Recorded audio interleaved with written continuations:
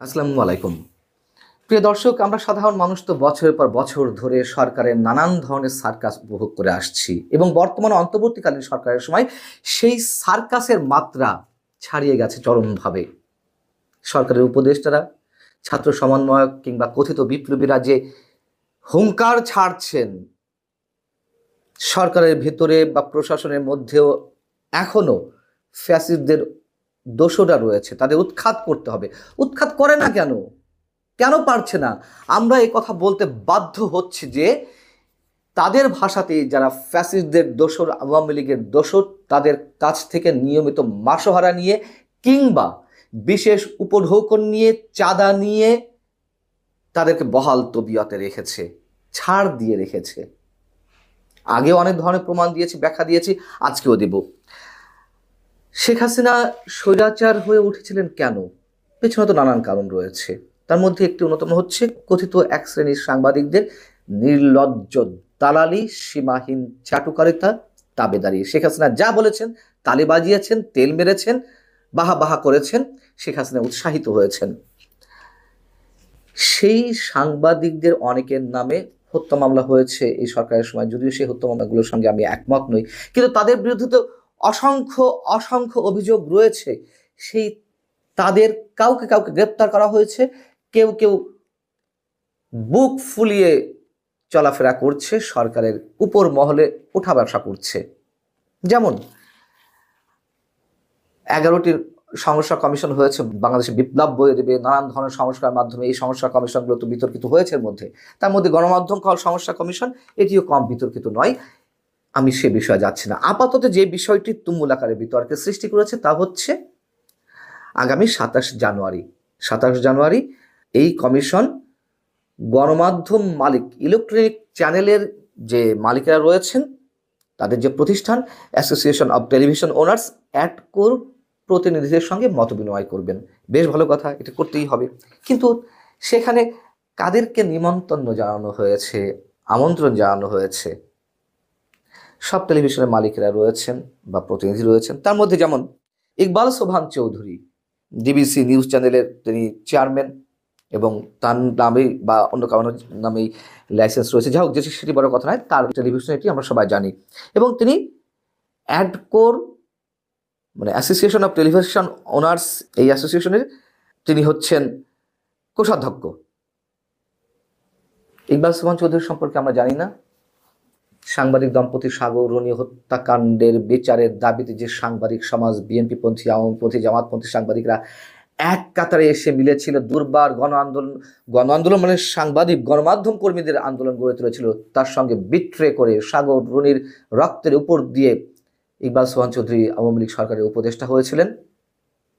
তারপর সেই হত্যাকাণ্ডের তদন্ত প্রতিবেদন আজও জমা দেওয়া হয়নি, শতাধিকবার র্যাবের থেকে সময় নেওয়া হয়েছে। যাই হোক, এই ইকবাল সোবহান চৌধুরী তো উপদেষ্টা হলেন সাবেক প্রধানমন্ত্রীর, এবং তার চ্যানেলের, তার নিজের যে দাবেদারি সরকারের প্রতি, নির্লজ্জ যে খবর পরিবেশনা একাধারে আওয়ামী লীগ সরকারের পক্ষে, তিনি কিভাবে অ্যাডকোর নির্বাচনে জয়ী হন? কদিন আগেই নির্বাচন হয়েছে, আর তাকে কিভাবে এই গণমাধ্যম সংস্কার কমিশনে আমন্ত্রণ জানানো হয়? সংস্কার কমিশনগুলো তো অবশ্যই সরকারের ইঙ্গিতে চলছে, কথা যদি বলেন কেউ না দ্বিমত পোষণ করেন, করতে পারেন, কিন্তু স্পষ্ট তার উদাহরণ তো রয়েছে। যাও, এর বাইরে আরো অনেকে রয়েছেন। যেমন আমি এক এক করে কয়েকজনের নাম বলি। সাফওয়ান সোবহান, কে টি স্পোর্টসের তিনি ব্যবস্থাপনা পরিচালক। আর একজন আছেন সায়েম সোবহান আনভির, এই নামটা পরিচিত আমাদের সবার কাছে, তাই না? সায়েম সোবহান আনভির দুই ভাই, তিনি আবার নিউজ 24-এর ব্যবস্থাপনা পরিচালক। এই যে সায়েম সোবহান এবং সাফওয়ান সোবহান কার ছেলে? বসুন্ধরার চেয়ারম্যান আহমদ আকবর সোবহানের ছেলে। তাদের অপকর্ম, তাদের কুকীর্তি, হত্যাকাণ্ডের যে অভিযোগ তাদের বিরুদ্ধে, মুনিয়া সহ অসংখ্য মানুষের, এবং এই শাহ আলম আহমদ আকবর সোবহান তো বলেছিলেন 5 আগস্টের 3-4 দিন আগেই, যতদিন শেখ হাসিনা থাকবেন তাকে সমর্থন দিয়ে যাবেন, এমনকি তার মৃত্যুর পরেও তাকে সমর্থন দিয়ে যাবেন। সেই আহমেদ আকবর সোবহানের টেলিভিশন দুটি, টিএ স্পোর্টস এবং নিউজ 24, তার যারা ব্যবস্থাপনা পরিচালক, দুই গুণধর পুত্র, তাদেরকে আমন্ত্রণ জানানো হয়েছে। তারা ফ্যাসিস্টদের দোষর নন, তাই তো? আচ্ছা, এরপরে কাকে আমন্ত্রণ জানানো হয়েছে? কৌশিক হাসান তাপস, গান বাংলা চ্যানেলের যিনি কর্ণধার, যেই গান বাংলা চ্যানেলে আমাদের হাজার বছরের কৃষ্টি সংস্কৃতি, নানান ধরনের যে গান, আমাদের বৈচিত্র্যময় গান, তার যে 12টা বাজিয়ে দিয়েছে ফিউশনের নামে, রবীন্দ্রসঙ্গীত থেকে শুরু করে নজরুল সঙ্গীত সব কিছু ধ্বংস করে দিয়েছে। এবং তার এই চ্যানেলের আড়ালে যে কোটি কোটি কোটি টাকা পাচার করা হয়েছে, দুর্নীতি মামলা সংক্রান্ত আসামি, আবার তার বিরুদ্ধে আরও আরেক ধরনের সম্ভবত মামলা রয়েছে, তাকে আমন্ত্রণ জানানো হয়েছে। আমন্ত্রণ জানানো হয়েছে কাকে? শফিকুর রহমান, সাবেক এমপি, শেখ হাসিনার ফ্রেন্ড, আমাদের প্রেস ক্লাবের সাবেক সভাপতি, সম্মানিত ব্যক্তি, সম্মান প্রদর্শন করে আমি তার সম্বন্ধে আমার এই দুইটি লাইন বলছি তার সম্পর্কে। তার টেলিভিশনটি তো আলোর মুখী দেখেনি, সিটিজেন টিভি লাইসেন্স নিয়ে রেখেছেন।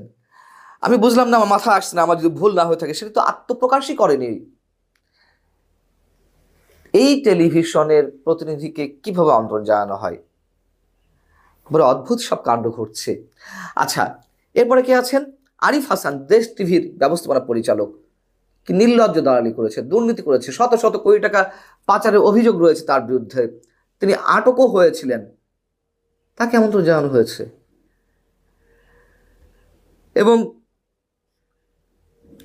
আর যদি কারো কথা বলতে হয়, মানে আমি এই মুহূর্তে আর কাউকে খুঁজে পাচ্ছি না। আরো অনেকে আছেন, যেমন মহিবুল হাসান চৌধুরী নওফিল, বিজয় টিভির ব্যবস্থাপনা পরিচালক, সাবেক শিক্ষামন্ত্রী, বা কামাল আহমদ মজুমদার, মোহনা টিভির চেয়ারম্যান, সাবেক এমপি এবং প্রতিমন্ত্রী।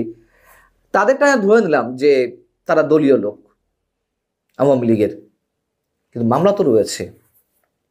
কিভাবে তাদের পরামর্শ নিয়ে, তাদের বুদ্ধিমত্তার সংমিশ্রণে গণমাধ্যমের সংস্কার হবে? ধরে নিলাম তারা যেই বুদ্ধি পরামর্শগুলো দিবে সেগুলো আমলে নেওয়া হবে না, ফর্মালিটিসের খাতিরে নিয়ে আনা হয়েছে বা তাদেরকে ডাকা হয়েছে। কেন?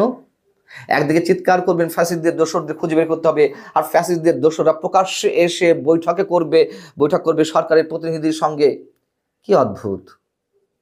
এবং এর আগে একটি মন্তব্য আপনাদের জানিয়েছি যে ইন্ডিয়ান এক্সপ্রেসে, ভারতের যে গণমাধ্যম প্রভাবশালী, সেখানে আওয়ামী লীগের নেতারা বক্তব্য দিচ্ছেন, তাদের সাক্ষাৎকার নিয়ে আছে, তার বিরুদ্ধে প্রধান উপদেষ্টার প্রেস উইং, ডক্টর মোহাম্মদ ইউনূসের প্রেস উইং প্রতিবাদ জানিয়েছে যে তাদের বিরুদ্ধে হত্যা মামলা, নানান ধরনের দুর্নীতি মামলা রয়েছে, তাদের বক্তব্য কিভাবে ইন্ডিয়ান এক্সপ্রেস ছাপে প্রকাশ করে, এবং সব ধরনের নীতিমালা, সাংবাদিকতা নীতিমালা অনুসরণ না করে এই ধরনের প্রতিবেদন হচ্ছে।